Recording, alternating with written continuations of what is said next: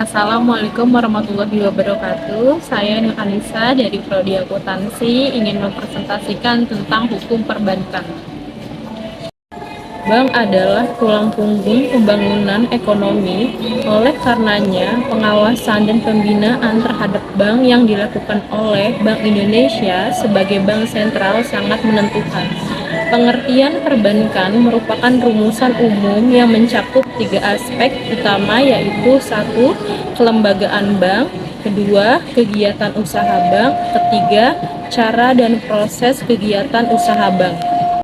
Dilihat dari fungsinya, bank dibedakan atas Bank Indonesia, Bank Umum, dan Bank Perkreditan Rakyat. Bank Indonesia diatur oleh Undang-Undang Nomor 23 Tahun 1999 tentang Bank Indonesia. Sedangkan Bank Umum dan Bank Perkreditan Rakyat (BPR) diatur dalam Undang-Undang Nomor 7 Tahun 1992 sebagaimana telah dirubah oleh Undang-Undang Nomor 10 Tahun 1996 tentang Perbankan. 1. Bank Indonesia. Menurut Undang-Undang Nomor 23 Tahun 1999 tentang Bank Indonesia, maka Bank Indonesia mempunyai tiga macam status, yaitu sebagai bank sentral, lembaga negara independen, dan bank hukum publik. Bank Indonesia sebagai bank sentral maka adalah merupakan lembaga negara yang mempunyai wewenang untuk mengeluarkan alat pembayaran yang sah dari suatu negara, rumusan dan melaksanakan kebijakan moneter, mengatur dan menjaga kelancaran sistem pembayaran, mengatur dan mengawasi perbankan, serta menjalankan fungsi sebagai leader of the last resort. Bank sentral mempunyai tujuan mencapai dan memelihara kestabilan rupiah dan tidak melakukan kegiatan intermediasi sebagaimana yang dilakukan oleh bank pada umumnya.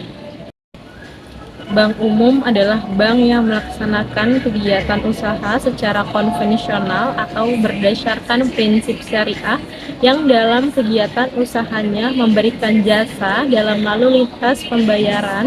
Pasal 1 Angka 3 Undang-Undang Perbankan.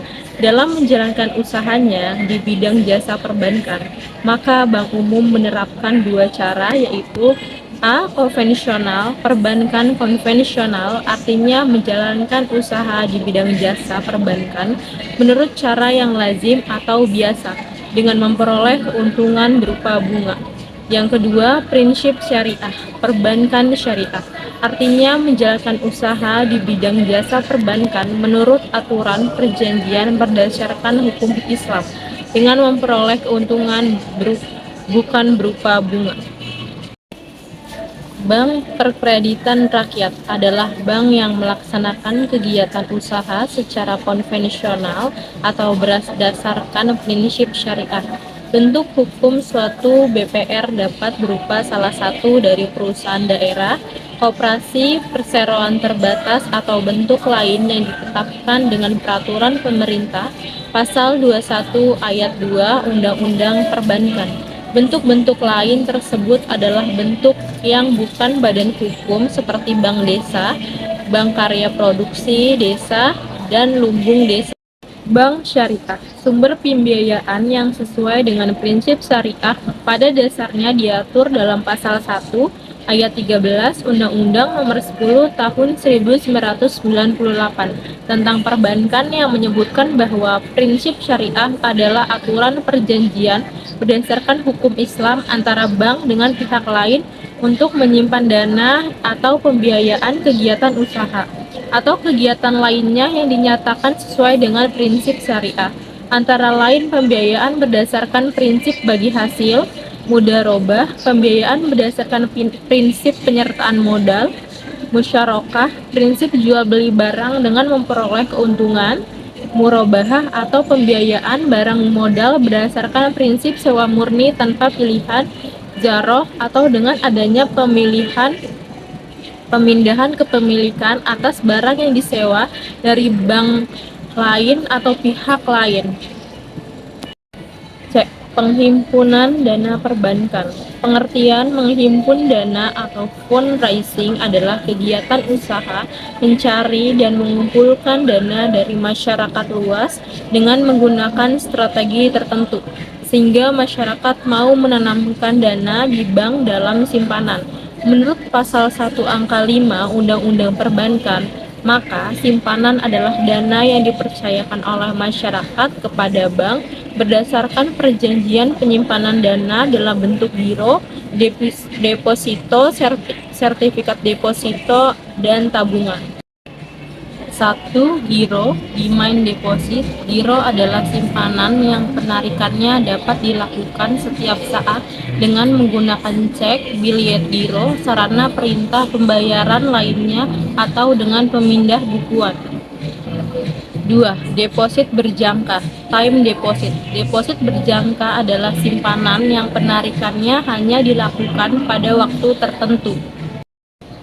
3. Sertifikat deposit, certificate of deposit. Sertifikat deposit adalah simpanan dalam bentuk deposito berjangka yang bukti simpanannya dapat dipindah tangankan.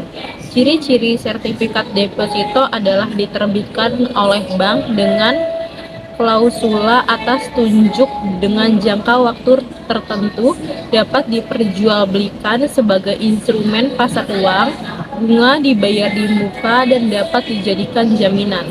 Yang keempat adalah tabungan, saving deposit. Tabungan adalah simpanan yang penarikannya hanya dilakukan menurut syarat tertentu yang disepakati tetapi tidak dapat ditarik dengan cek, biliet giro, atau alat lain yang dipersamakan dengan itu. Sumber pembiayaan melalui kredit perbankan atau pinjaman loan merupakan salah satu sumber dana yang sangat populer dalam kegiatan usaha. Pinjaman tersebut dapat berupa pinjaman yang berasal dari satu bank atau dari beberapa bank, yang disebut dengan kredit sindikasi. Kredit perbankan memiliki berbagai macam klasifikasi, antara lain ditentukan oleh selain berpegangan pada ketentuan perundang-undangan, pemberian kredit perbankan pada umumnya juga berpedoman pada dua prinsip yang sangat penting, yaitu yang pertama prinsip kepercayaan yang harus dimiliki terhadap nasabah debiturnya bahwa kredit yang diberikan akan sangat bermanfaat, dan yang lebih penting adalah kepercayaan terhadap kemampuan nasabah tersebut untuk membayar kembali hutang kreditnya berikut bunga dalam jangka waktu yang telah ditentukan. Kepercayaan ini harus berdasarkan analisis yang dilakukan terhadap permohonan kredit usahanya. Yang ke-B, prinsip kehati-hatian atau prudential principle yang dimiliki oleh bank dalam menjalankan usahanya harus menerapkan secara konsisten seluruh persyaratan dan ketentuan perundang-undangan yang berlaku, terutama dalam hal ini pemberian kredit yang berpedoman pada prinsip kepercayaan dengan berdasarkan itikat baik. Kredit perbankan memiliki berbagai macam klasifikasi yang antara lain ditentukan oleh yang pertama, kegunaan dari kredit. Kredit investasi, investment loan, sebagai pembiayaan usaha yang memerlukan dana dalam jumlah yang besar dalam jangka waktu yang lebih lama. Kredit modal kerja produktif loan sebagai pembiayaan peningkatan produksi. Yang kedua, tujuan dari kredit. Kredit konsumtif, consumer loan, untuk memenuhi kebutuhan pribadi atau keluarga, seperti kredit perumahan. Kredit produktif loan, untuk meningkatkan kegiatan produksi suatu perusahaan. Kredit perdagangan, commercial loan, untuk memperlancar kegiatan usaha perdagangan. Ketiga, jaminan kredit. Kredit dengan jaminan secure loan yang dilindungi dan didukung oleh jaminan lain sama dengan jumlah kredit. Kredit tanpa jaminan, insecure loan, yang tidak didukung oleh jaminan apapun dan hanya mengandalkan kepercayaan. 4. Jangka waktu kredit. Kredit jangka pendek disebut short term loan yang jangka waktu pengembaliannya kurang dari 1 tahun.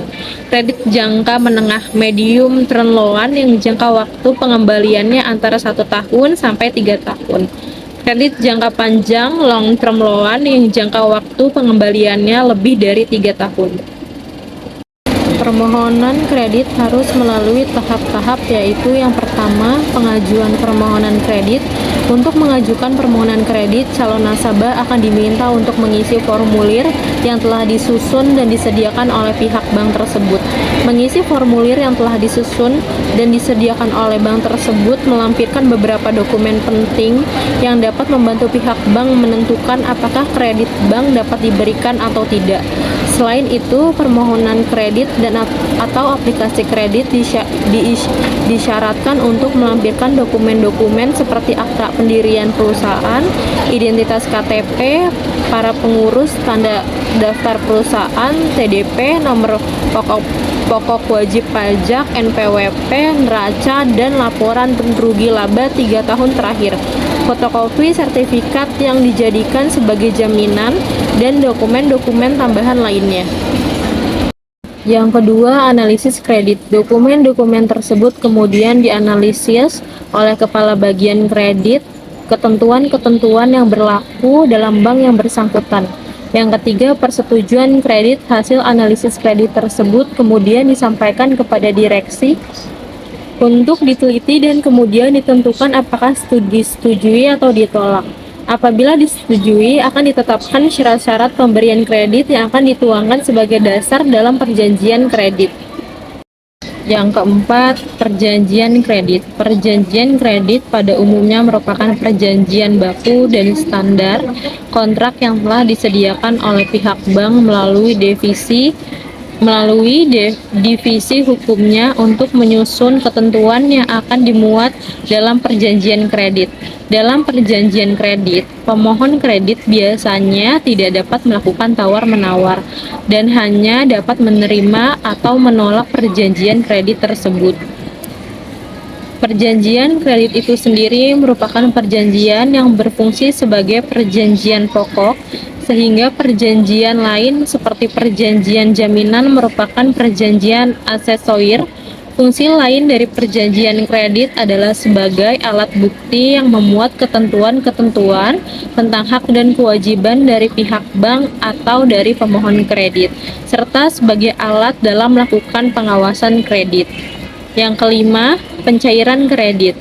Setelah dipenuhi persyaratan-persyaratan seperti perjanjian kredit ditandatangani, penarikan kredit sudah sesuai dengan kebutuhan proyek atau jadwal yang sudah pembangunan. Permohonan pencairan kredit yang didukung oleh dokumen besarnya kredit sesuai dengan yang ada dalam perjanjian kredit, maka pencairan kredit itu dilakukan dalam bentuk tunai, dikirimkan ke rekening nasabah melalui transfer, atau dikirim yang diperlukan dan dikirimkan ke rekening perusahaan yang berhubungan langsung dengan pemohon kredit. Yang keenam, pengawasan kredit. Mengingat banyak sekali yang terjadi akibat kredit macet, kelalaian bank dalam melakukan pengawasan, maka pengawasan kredit dapat dilakukan dengan cara A. Menggunakan administrasi kredit yang memadai, komputerisasi. B. Kewajiban permohonan kredit memberikan laporan secara berkala menyangkut produksi, penjualan, utang dan piutang, neraca rugi dan laba, dan laporan tenaga kerja. Yang C. Kewajiban akun officer untuk mengunjungi proyek penerima dana. Yang D. Konsultasi manajemen yang terprogram antara penerima kredit dan bank. Yang E. Sistem peringatan pada administrasi bank yang menangani permohonan kredit. Yang ketujuh, pelunasan, penyelamatan kredit dan kredit bermasalah apabila penerima kredit telah memenuhi kewajiban dengan membayar bunga dan membayar lunas seluruh utang pokoknya dengan jadwal dalam perjanjian kredit, maka kredit dinyatakan lunas dan jaminan yang dipegang oleh bank akan dikembalikan kepada penerima kredit. Hal ini disebut pelunasan. Tetapi apabila suatu usaha melakukan penunggakan atau bahkan penerima kredit sama sekali tidak dapat melihat kewajibannya untuk melunasi usaha angsuran pokok kredit beserta bunganya sesuai dengan perjanjian kredit yang ada. Maka kredit tersebut dinyatakan sebagai kredit bermasalah atau non-performing loan. Surat keputusan Direksi Bank Indonesia nomor 31 tanggal 20 November 1998 mengelompokkan kolektabilitas kredit yang dilihat dari kemampuan penerima kredit menjadi 5. Yang pertama, kredit lancar atau pas, yaitu pembayaran tepat waktu. Yang kedua, kredit dalam perhatian khusus atau special mention, yaitu terdapat tunggakan sampai 90 hari. Yang ketiga, kredit kurang lancar atau substandar, yaitu terdapat tunggakan antara 90 sampai 180 hari. Yang keempat, kredit yang diragukan atau doubtful, yang terdapat tunggakan antara 180 sampai 270 hari. Yang kelima, kredit macet atau loss, yaitu terdapat tunggakan pembayaran utang pokok dan bunga yang melampaui 270 hari. Rahasia bank sebagaimana diatur dalam pasal 40 Undang-Undang Perbankan, maka bank atau pihak terafiliasi wajib merahasiakan keterangan mengenai nasabah penyimpan dan simpanannya, kecuali dalam hal sebagaimana dimaksud pasal 41, pasal 41A, pasal 42, pasal 43, pasal 44, dan pasal 44A. Nasabah menyimpan adalah sumber dana bagi bank. Oleh karenanya, wajar jika undang-undang mengatur agar bank melindungi nasabahnya. Penegakan hukum yang tegas justru meningkatkan kepercayaan masyarakat terhadap bank. Pengecualian rahasia bank. 1. Untuk kepentingan perpajakan, pasal 41 ayat 1 Undang-Undang Perbankan. Kedua, untuk kepentingan penyelesaian piutang bank, pasal 41A Undang-Undang Perbankan. Yang ketiga, untuk kepentingan peradilan pidana, pasal 42 Undang-Undang Perbankan. Yang keempat, untuk kepentingan perkara perdata, pasal 43 Undang-Undang Perbankan. Yang kelima, untuk tukar-menukar informasi antar bank, pasal 44 Undang-Undang Perbankan. Yang keenam, pemberian keterangan atas persetujuan nasabah, pasal 44A Undang-Undang Perbankan. Demikian presentasi dari saya, kurang lebihnya mohon maaf. Wassalamualaikum warahmatullahi wabarakatuh.